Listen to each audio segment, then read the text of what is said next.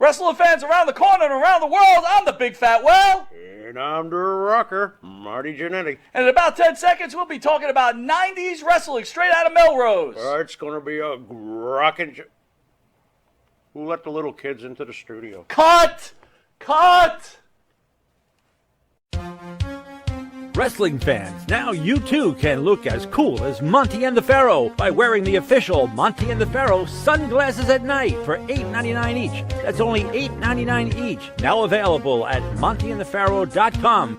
We know what you're thinking. Did they fire off 6 fascinating points of interest or only 5? Well, to tell you the truth, in all the excitement of watching and listening to Long Island's #1 wrestling podcast, I've actually forgotten myself. But being this is the Monty and the Pharaoh from Indie Music Studios in Ronkonkoma, and the fact that they were talking to yet another champion wrestling star, one of the most powerful and talented performers from the wrestling franchise, and not to forget, well-informed and provocative interview questions asked and answered. It was such an interesting and entertaining hour, the questions nearly blew your head clean off. Now you've got to ask yourself a question. Do I feel lucky?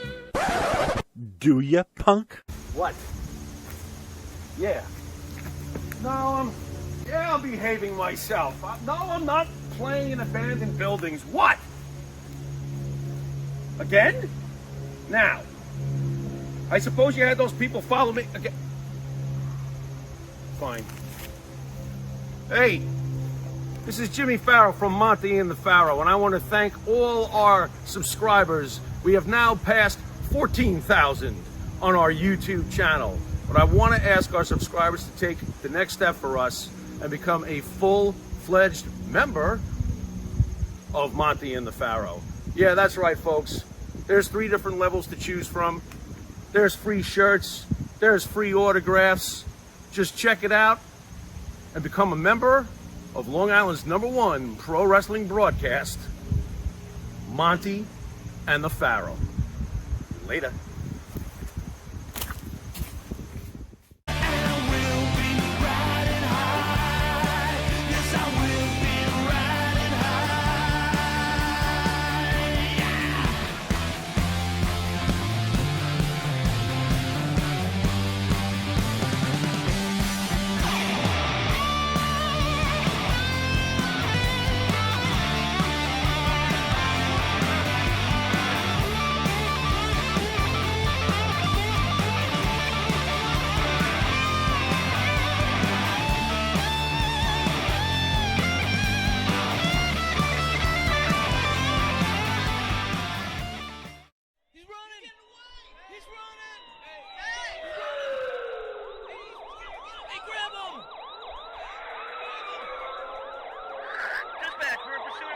And they have to resort to telling truths, Tony Rich, talking about my mother, talking about where I came from. You want to give a history lesson? I'll give you a history lesson. Kelly Wolf, Wolfie D, he's all the same person. When you talk about Kelly Wolf's mother, you're talking about Wolfie D. And here we go, the original white boy that came out sagging, not bragging, don't be hating, cause we're spitting the truth, still livin' in color, gon' rush your mother, utilize a hubcap, I'm like any other. Back in the day, I was NOD, and I was P to the G, plus the 1 and the 3, in case you forgot, they call me Wolfie D, been cloned and copied so many times, tired of suckers taking credit for what is mine. You know who you are without me name dropping wrestling's first white boy coming out. The domination rap, I did all that shit, and they still want the 2 and not just the 1. But I'm telling you, this one made the fucking team. It makes your ears get infected. Mad skills, no faking. There is no one greater. Cause I'm bringing more folks than Obi-Wan or later. Not here to play games, so you better beware. You don't like me, so what?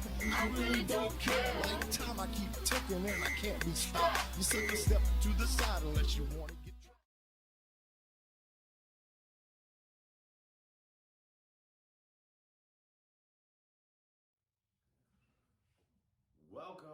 Welcome. Wednesdays with Wolfie D. What a weird week it's been for the PG-13 family. I cannot believe what I watched on Monty and the Pharaoh with JC Ice, Jamie Dundee, my partner, man. I can't believe what I watched with him. It just blew my mind. It absolutely blew my mind. And we are going to get to that. The first thing I really want to do, though, is I don't want to, I don't want to put him on first. I do not want to put him on first. I'll get to that, and we'll talk about that here in a little bit. What I want to do is I asked you guys to send me in some questions, do it with a funny face and stuff like that. So that's what we're going to do first, man. We're going to do that first. You guys come first. Jamie, oh my God, I cannot believe that he got on there and just lied and contradicted himself for 45 minutes. It was just like, what in the hell? I've watched the views he got. I'm probably 10 of them because I sat there and I couldn't believe it. Just absolute craziness. So what we're gonna do now, we're gonna take you guys videos that you sent in to me, and I'm gonna answer some questions for you. Hey brother, so 2 questions here. Back in the day when you were younger, did you ever have an aha moment that made you stick with wrestling or end up having to make a decision to quit and get a regular 9-to-5? And then my second part of the question is, do you have any kind of resentment towards some of the WWE superstars like The Rock, the Hart family, for example, of these people having an in already into the business? I'd love to hear your thoughts, man. Thanks. All right, Ben, down in St. Pete with the Joker face. So I guess the cause of guys not being able to go from territory to territory is really what makes it where if you don't have a contract with Vince or now AEW, you're not really going to be able to actually make a living. You can say you're a pro wrestler, but to me, a pro wrestler is somebody who's paying his bills with that money and that money alone. Now, you know, for guys that, you know, have been to the mountaintop and come off of it or whatever, I still consider that pro too. But when you have to get a job, you have to get a job in order to eat. I mean, and so, and I've actually quit a couple of times saying I was done and get back in. But for when I stopped getting a check from either TNA or WWF or USWA, when you and like even ECW, because I didn't have a contract with them, it was a nightly deal. I knew how much I'd get every night. It was, you know, a few nights on the weekends. So it's hard to say an aha moment, but I knew, especially once my TNA run was over, I said, you know, I gotta have to quit relying on the wrestling business to eat. So that would have been, I guess, my aha moment, if that was the actual one. I say that because, like I said, I think there's more than one moment. Then when I got hurt, when I tore my tricep, I was at an age where I thought, because I was running my wrestling school and doing things like that, but I knew really at that moment too that, man, it's just ain't lucrative anymore, you know. And had I not made some of the mistakes that I made, maybe I wouldn't have been in that position. But, you know, shit happens. And as far as jealousy, the wrestling business has always been a business where it's who you know. And a lot of life is like that. It's not just the wrestling business. So I can't say that I would be jealous of the people that, you know, had families. I mean, it actually benefited me a little bit because of the relationship. Obviously, Jamie, his father, the Memphis, might not have made it to Memphis without, you know, he made a statement. And like I said, we're going to get to all that. He made a statement that it could have been anybody else standing with him in that ring and it would have worked. And I think he knows deep in his heart that's bullshit. But let me get back to your question. The jealousy thing. I tell you, the only people that I hate to, you know, say jealous but just that pissed a lot of us off, and I've talked about this before on other shows, is when WWE started sending guys into the territory or OVW or whatever, and we're paying them, like going out and getting somebody. That's like going out and getting a guy, hey, you want to play baseball for the major leagues? Nah, I'm really not good at it, or I really don't care about baseball. Oh, well, we'll pay you. We'll pay you to learn, and we'll teach you. Then you got guys, like when I wrestled for OVW, this is no shit. I rode a Greyhound bus from Nashville to Louisville. They picked me up. I'd do the show, stay with Cornette that night, and then my wife would come get me the next day after she got off work, 2.5 hours. Now, if that's not dedication, and that was after PG-13, that was when I was developing Slash, and I wasn't getting paid by New York for that, so I'm on a Greyhound fucking bus.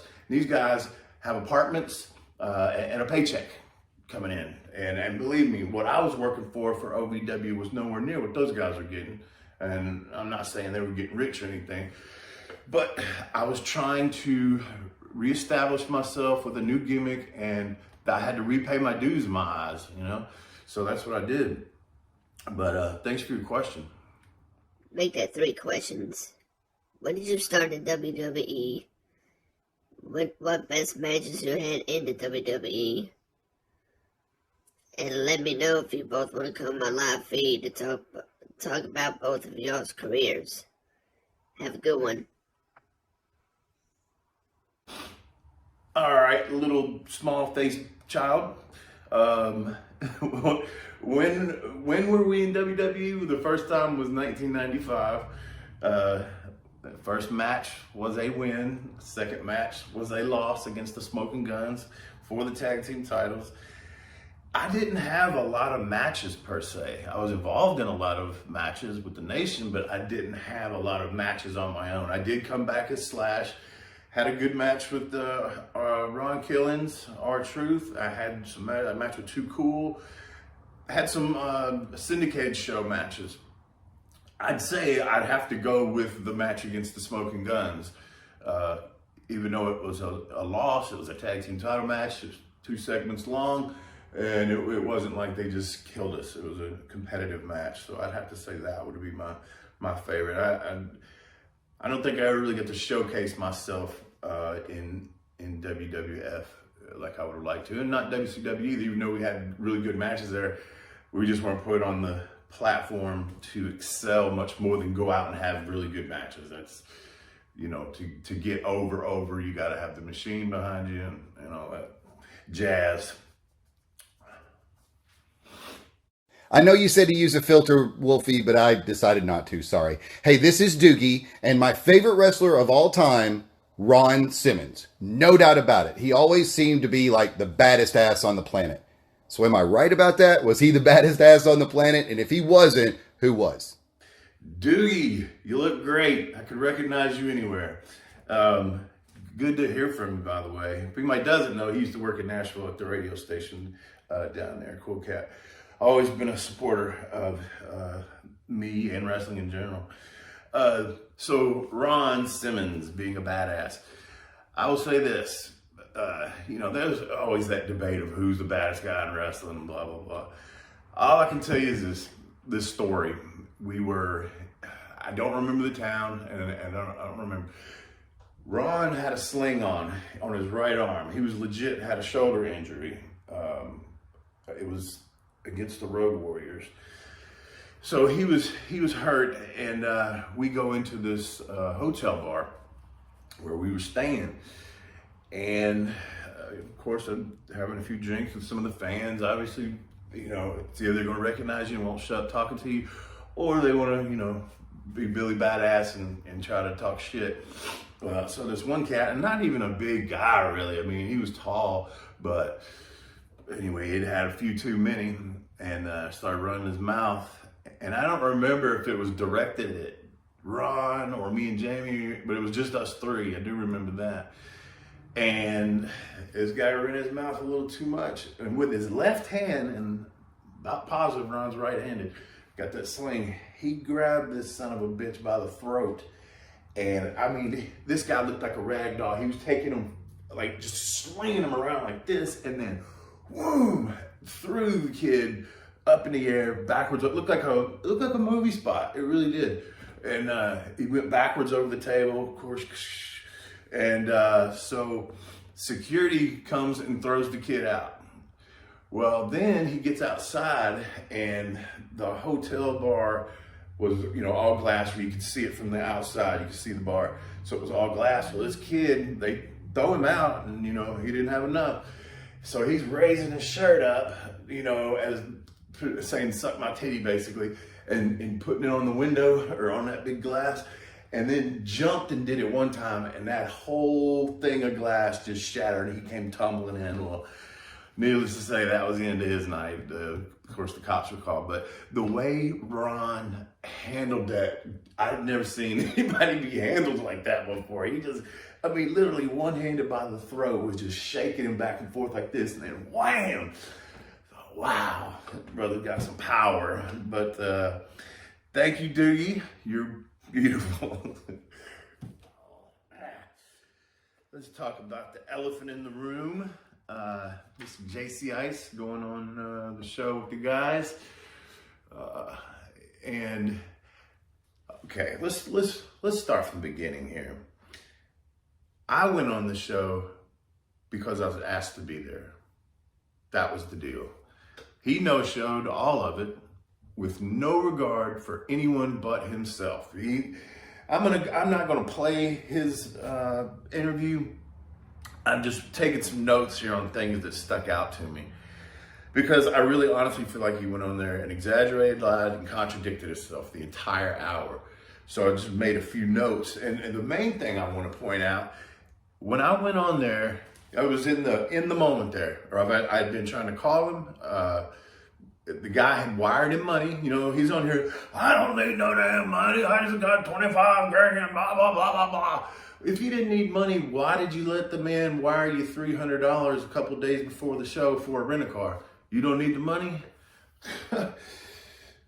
Just one of the many contradictions of him just spouting off his mouth, And the thing is, man, I didn't make this personal. I went on there, I buried him, I was mad at him, but I didn't say anything about his alcohol, drugs, anything. I didn't say nothing about that.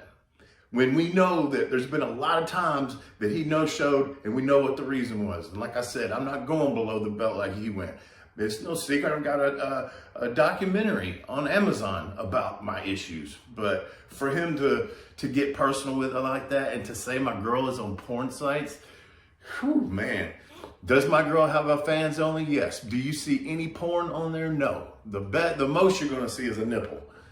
But she's pretty, and who gives a fuck? And how would you know? You go to subscriber?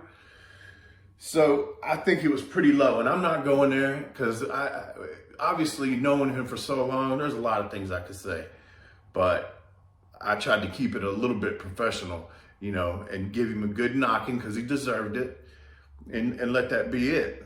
But he wants to go in that direction and take it all personal and things. No, sir. Then. After my last episode with the puppet and everything, I actually had some people, I was reading comments on some of this, and I've known Jamie, he's changed, he's a great guy. You know what? I have nothing to argue about Jamie being a great guy. But Jamie only cares about people if they're doing something for him. If he can get something out of them, that's when he cares about you. And yes, he used to go stay with fans at their houses and become friends with them and all that. You know why? Because they were doing shit for him. He used that wrestling that he hates so much. JC Ice, a different person, he used that at his advantage. And fuck, I've done it. We've all done it usually. But to sit here and, he's changed. If he'd changed, he wouldn't have no-showed the event. That's, I wasn't questioning his any kind of drug use or anything like that. I have no idea what Jamie does with that these days. That's why I said for him to throw my shit out there like that is a real low blow. And then on the same sense, I love Wolfie. He's my brother, but he's that uncle you don't want around. Are you fucking kidding me? You're that motherfucking uncle that people don't want around. You're loud ass, fucking talking all the time and just being self-centered. I thought about that as it was happening. I'm like, man, this trip would have been not near as enjoyable if he would have come. Because, we got to tour around the city and blah, blah, blah. I would have had to listen to him the whole time. I need some cigarettes or some shit like that, which I'm Dundee's hungry or some fucking shit like that. It's no one knows what it's like, I promise, unless you have been around him as long as I have. And you know, a certain someone said that I didn't know him anymore and all this kind of bullshit. Man, when you're around somebody that long, believe me, you know him, and you know him well, you know. What was some of this other stuff here? Oh, and yeah, he's such a great guy. Starts the interview out talking about how he's just shoot his dog. I mean, whether he's joking or not, that's another point of mine, is that he's out of touch with the world today. You don't say shit like that. If you want to think that, that's one thing. But to get on and say it, especially on a platform where people are going to hear it, and everybody's dying to run with something like that. Jamie Dundee says he'll kill dogs. It's just dumb and out of touch and redneck. He look, I got white trash right here. It's not really something to be that proud of, man. I mean, in a certain sense, but the trash part, you know, it's like, why do you want to be trash? I never claimed to be the greatest guy in the world, and has my life been all, you know, sunshine and rainbows? Hell no. But I just think this guy took it to a different level. And then him going on this rant about how the wrestling business just chews guys up and spits them out. Here's the thing, Jamie, another contradiction. You were raised in the wrestling business, so you already knew how the wrestling business was, and then continue to pursue it and get into it. And now you want to go back, and I loved what Pharaoh said. It seems like you're disappointed, and that's why you're fucking pissed off. You know, you made a statement also in this interview that I could have been anybody else standing in there with you, and you would have made it work. Well, you wouldn't have had a gimmick to have made it work, okay?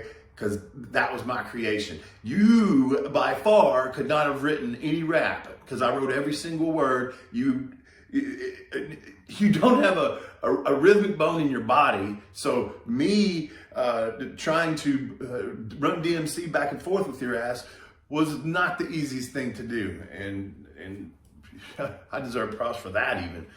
I forgot where I was going with that, but oh yeah, anybody else could have been across the ring. I mean, he knows that's horseshit, and he knows that every once in a while there's a team that just has that certain something about them. They click. You know, you can have two superb workers that may not click as a team, but we did. And for him to say, I could have been anybody, I don't think so. I think we both contributed a lot to it. You know, and when I went on their show, I was pissed, and I said, this one made the team. But in a way, that's true, man. I mean, I started the gimmick, I wrote the raps. I was, in that regard, you fed off me. Also, I don't know where he came up with that. I hope Wolfie ain't never trained nobody my ass. I trained plenty of guys. I don't know where that fucking came from. You're trying to say, like I said, I trained you. That's horseshit. I never said that. But I think what could have gotten twisted there is the fact that you were able to help me on the microphone as to where I was able to help you in the ring. Because I'm sorry, when it comes to technical fucking ability, I'm better. Point blank, I'm better. Wolfie, I went to jail. Wolfie went on to TNA. Like you took some charge from me or something. What the fuck does that even mean? Yeah, I changed my gimmick because I knew it was running its course. I came up with another one that worked. Took it to OVW to develop it. I even was on WWF with it. And shot myself in the foot. Again, if I want to talk about my issues, I'll be the one to say them. Okay? Wolfie went on to TNA, and guess what? Jamie wasn't his partner. I had Brian Lee. I had Flash Flanagan, Sin Bodie. They kept Crowbar. They kept putting me with people. Me and Brian clicked, but they kept putting me with people. Why would that be? Oh, this motherfucker's a good tag team wrestler. So for you to think for 2 seconds that it could have been anybody else standing with you in the ring and made it work like that, you're out of your fucking mind. Let's take a break, folks. We'll come back.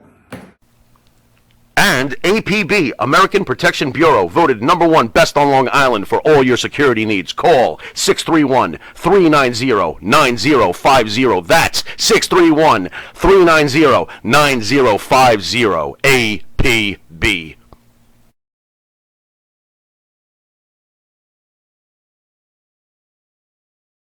Do you treat your dog as part of the family? Well, so do we. So why not celebrate your pup's birthday with the ultimate party box? Check us out on Instagram, Twitter, and Facebook at Party Pup Info, and let us make your pup's party or any celebration perfection. Hey, so Jamie, I got us here. I got us a therapist. A therapist? Yes, I did. I want them to try and help us out a little bit, man, because we've been through too much. We've been through too much to not try to work this out. But, okay, what do you mean? What do you mean? I need you to sit here and I need you to talk to the therapist, man. I mean, I need you to help me out here, and because you even said it. You did. You said it. You wanted to work things out. Yeah. Well, all right. Let's work it out. So I got somebody that you might want to talk to, man, and see what we can work out.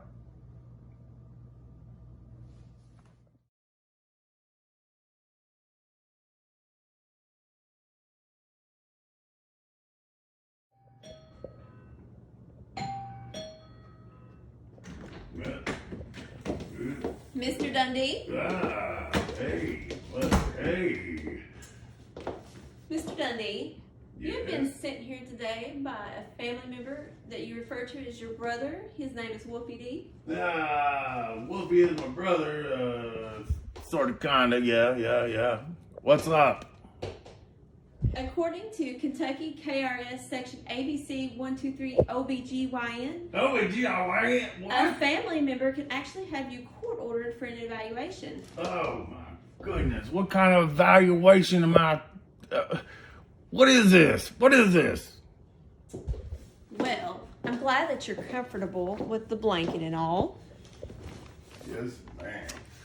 Okay, let's just get this evaluation started.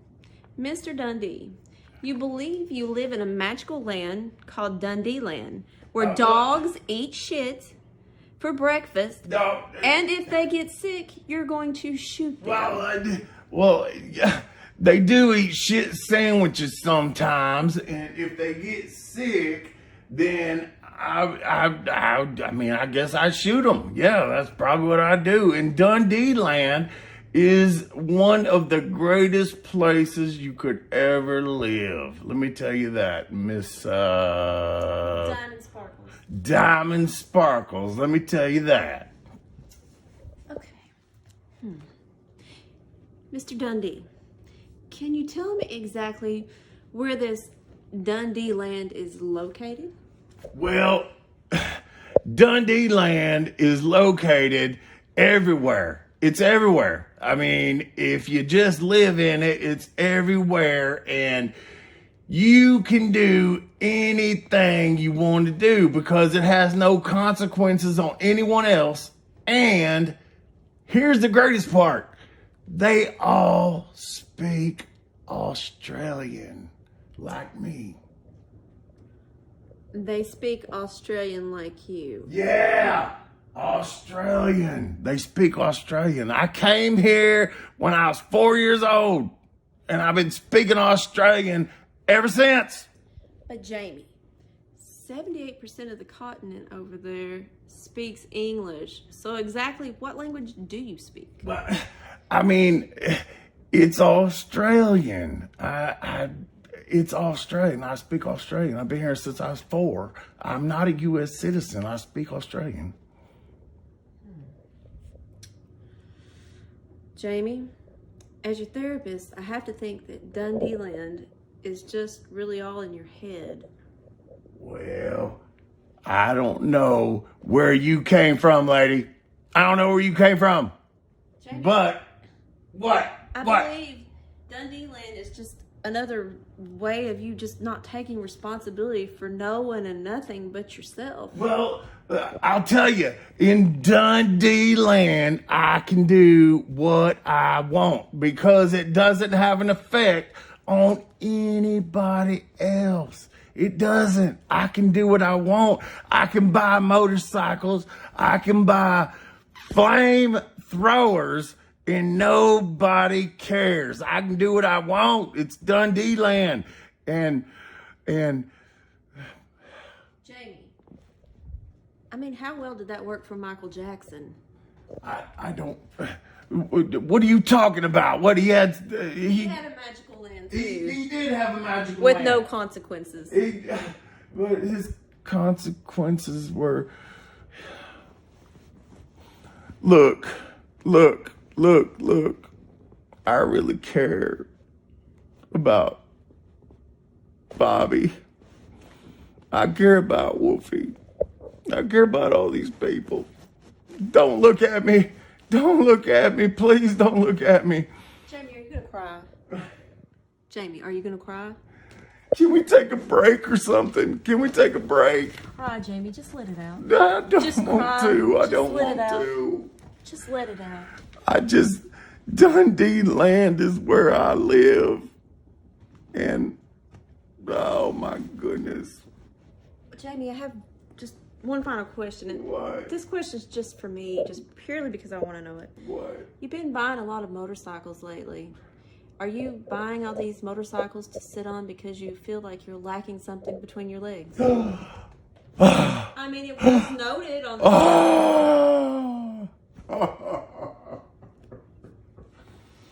Just let it out, Jamie. Just let it out. Ma'am, why would you ask me that? Why?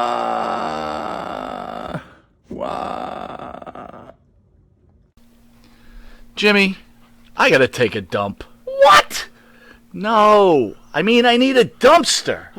Well, for all those needs, you need to call Big V Dumpster Rental, Long Island, New York, 631-900-DUMP.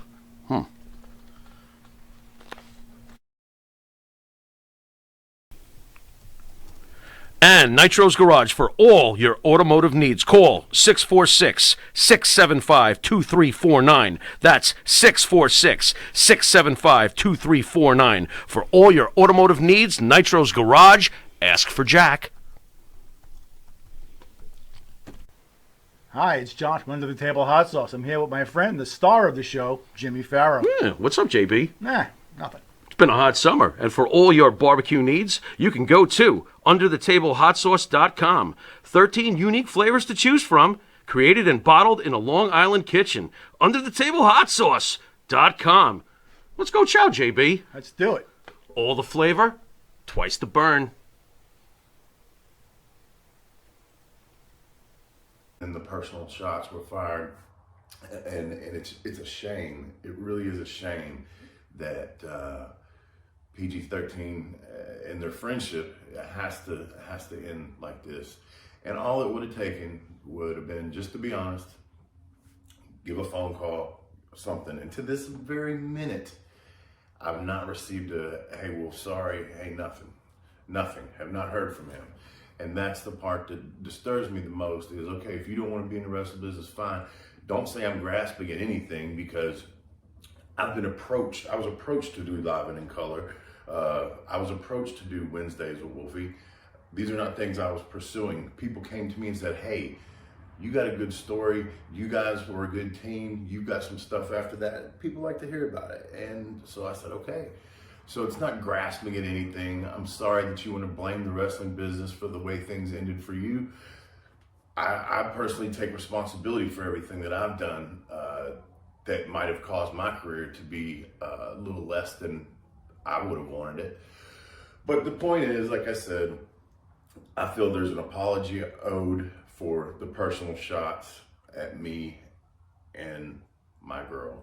But if that's the type of person you want to be, then you be that. And unfortunately, to go on with this show, I can't talk about a lot of my career without mentioning Jamie Dundee. So as a professional, as a performer, that's my dude. But as a person, I just feel he's slapped me in the face once again. And what we're gonna do now, before I do this, go to Pro Wrestling Tees, go to the Live and in Color Wolfie D podcast store.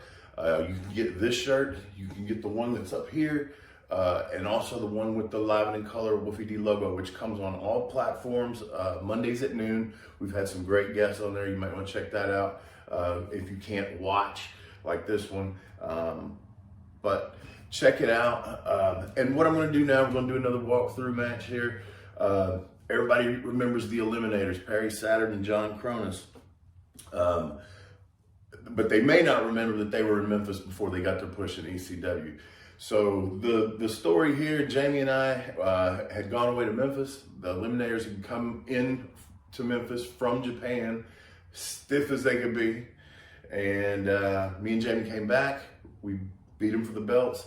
And we had a nice little feud with them. They beat the hell out of us. So we'll watch this match here.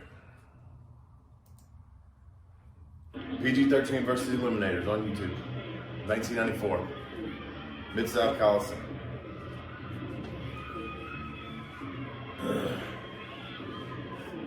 Nice house. I can't believe I wore that vest. The 90s, the early 90s. Referee Frank Morrell, Lance Russell commentating with Corey Macklin.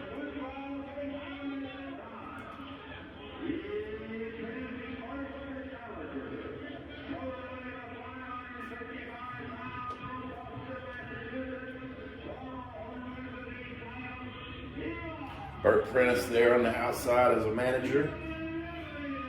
A lot of these folks are not with us anymore. Cronus, Burt, Lance.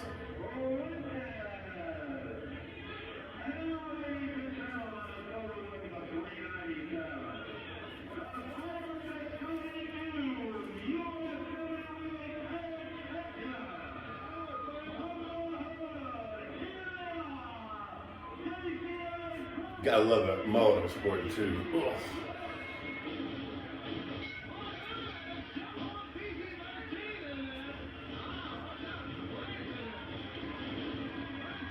Big Cronus, what an athlete this guy was to be as big as he was. He could move. Double bulldog. And the booty bump that we didn't get to do a minute ago.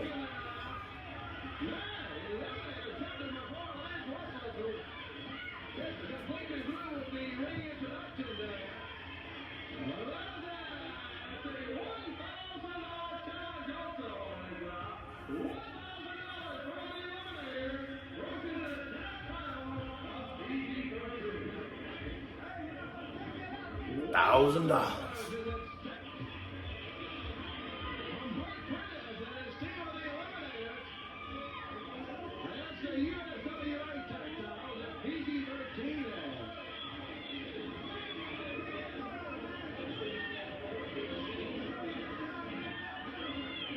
Big Cronus.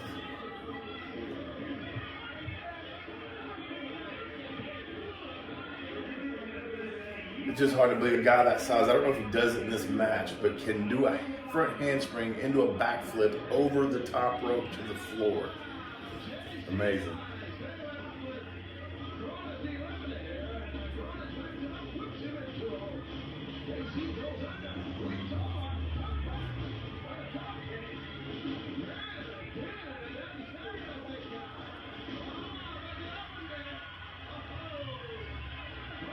Nice little spot there. Flex, kick to the balls.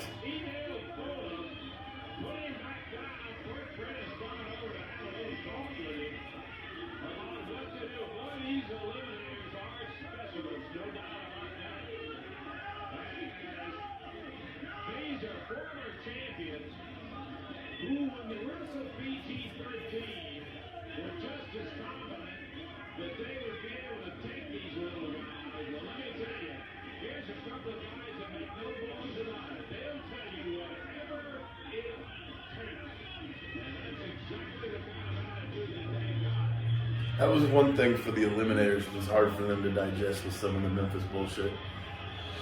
But it worked there, you know.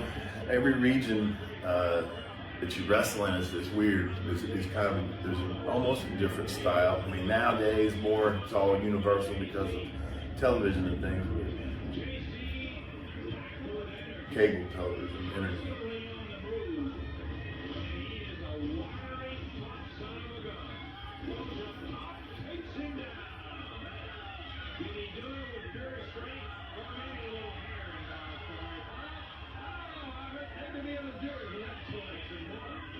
See, a lot of crowds wouldn't buy this kind of stuff right here, and it seems slow now when you watch it, but that's what worked.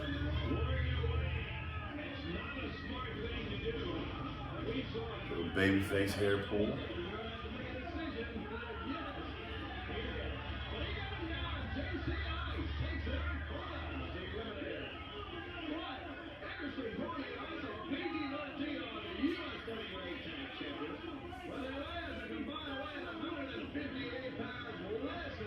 Bert looks highly entertained up there.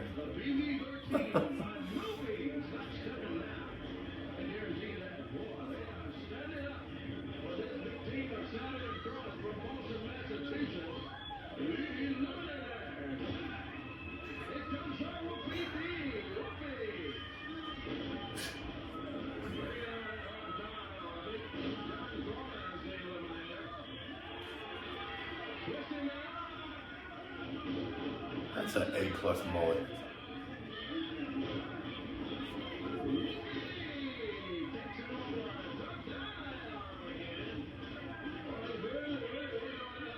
That thing. Curls. Blonde stripes.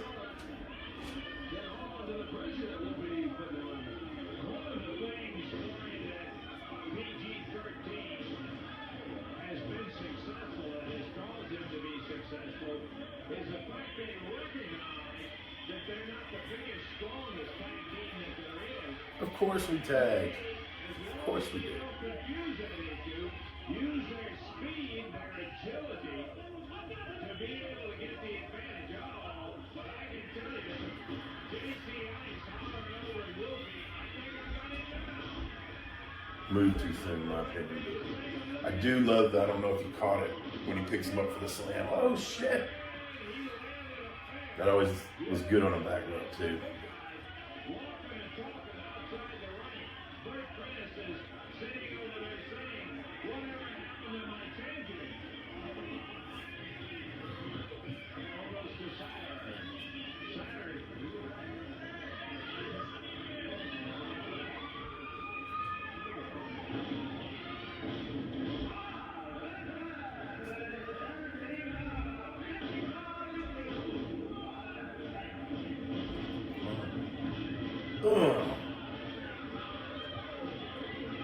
Trust me, Perry Saturn clothesarms are rough.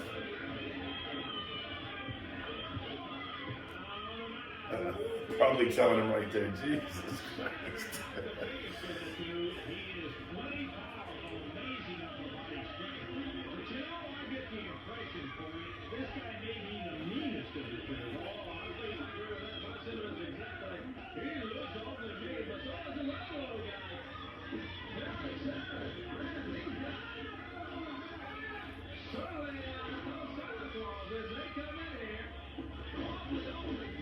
And no.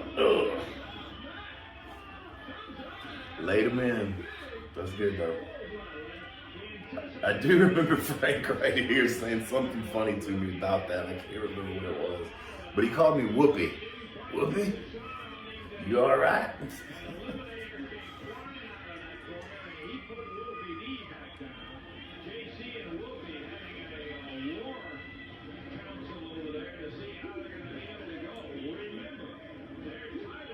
He was just sitting there thinking, okay, I think there's another one coming. I think it's 3. And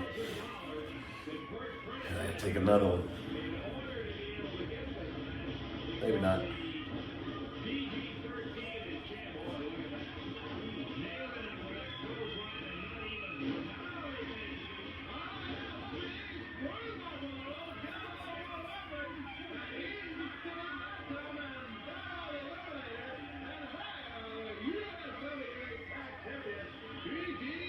This is really when we got our first chance at like a main event run, the Eliminators.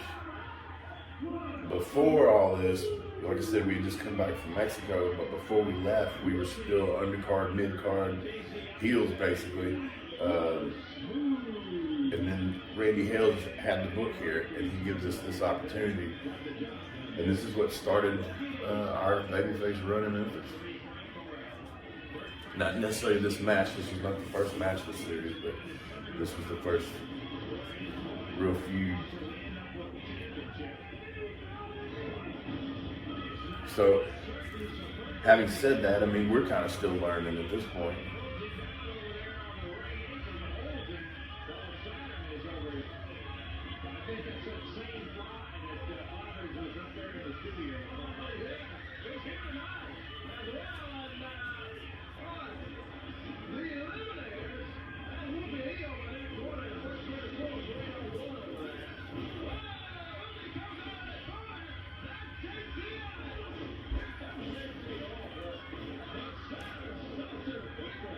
Double heat. Looked like a hot tag when we were headed home, but hold the double heat.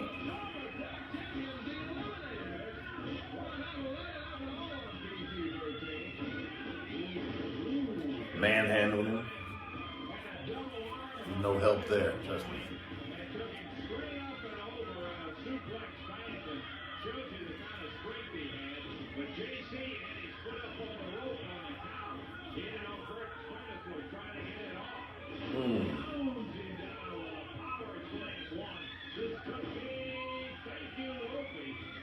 I've never liked the heel picking up the babyface for a couple of reasons. A, I think it makes your babyface look weak. And also, why are you not trying to pin your opponent, especially in a match for titles and all that mess? The blind tag.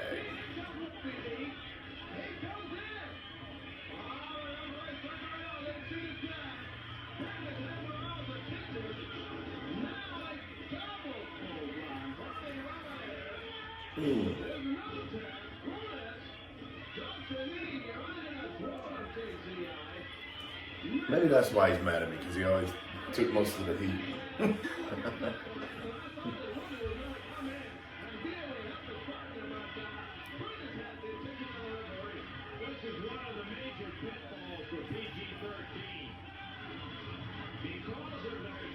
Hey, Faye.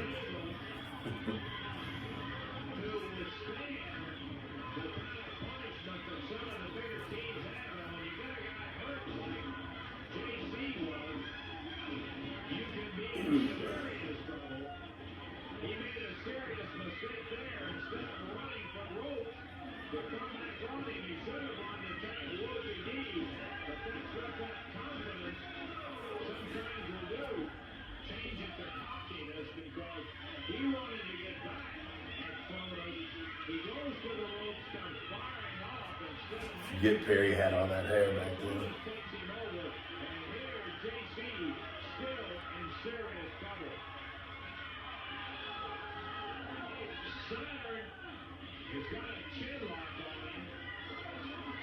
Also kind of hard to believe they put this guy in a dress and made him carry a mop around. I think both these guys are athletes. Perry, former Army Ranger. Like I said 100 times, strong as he could be, boy.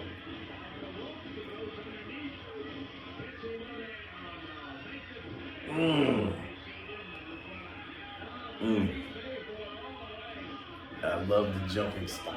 I love that. Then somebody like him that can do it that good. It looks really good.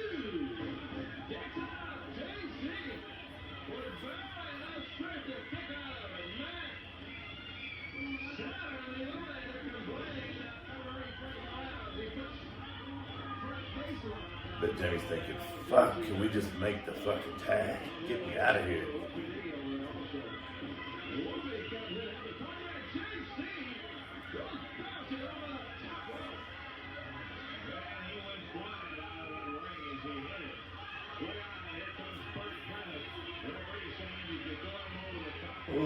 Bert, that looked kind of snug from Bert, too.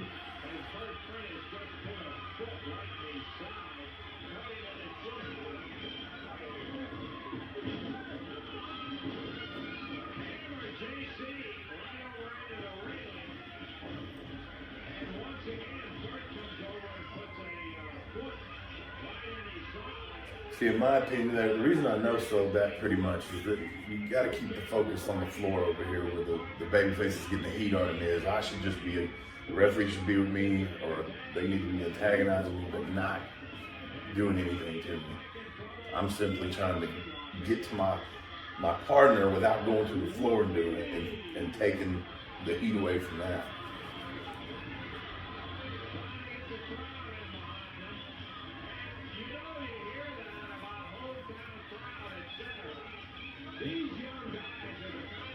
That's one thing about psychology, is just where you know the focus needs to be, where the people's attention needs to be. And that sounds easy, but it's not sometimes. And doing it right. There's the hope.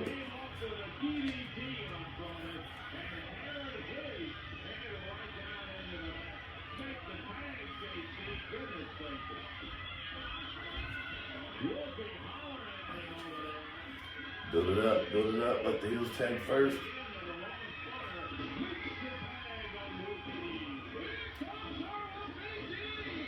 And I will say, on their part here, terrible job of feeding me. That's supposed to be a lot more explosive than that. If they didn't want to take bumps or whatever, but it should have been the ping pong.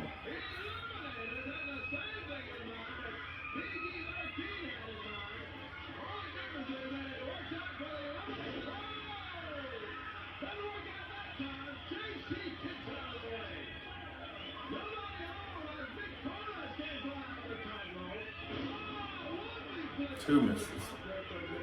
Always like this. Three people miss. And he misses. Everybody misses off the top. Look at the, look at the fans.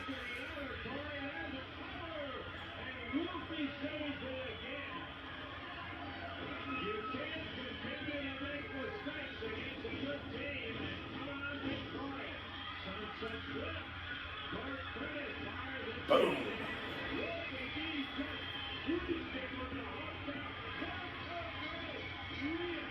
That's all that matters right there, is that reaction. That's all that matters. The rest of that match, it absolutely really means nothing at this point. It's that reaction at the end that tells you whether you did your job right or not.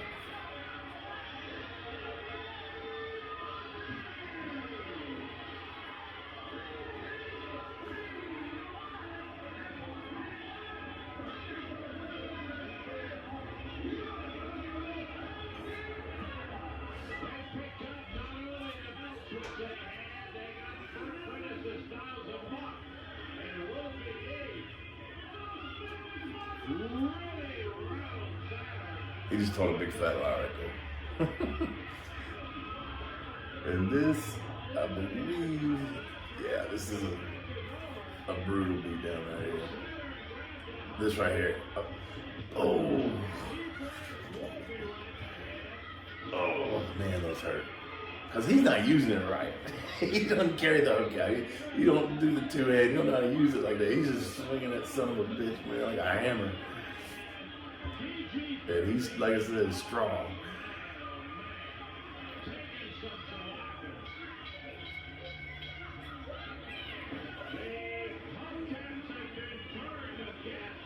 Ugh. I remember that too. Right in my face. Got the color. Ugh. Right in the face. Ugh.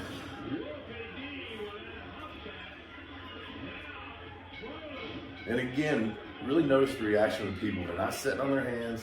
They're up and they're actually coming towards the barricade. Oh, God. Jeez. All right. And as a heel, you got to know when to go, too. You've done your damage. It's time to go. You can almost do too much. Like, they had it. They still have it, but there's no need to go back that time.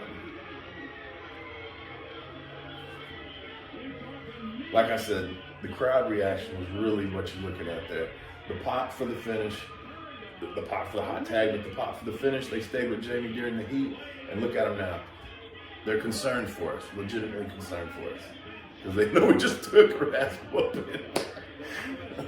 Legitimately. Heavy juice. Yep. So, Tony, let's get out of there. So, appreciate you guys tuning in for another episode of Wednesdays with Wolfie D. Don't forget Pro Wrestling Tees on the Live and in Color with Wolfie D store. You can get your shirts and come back and see me next time.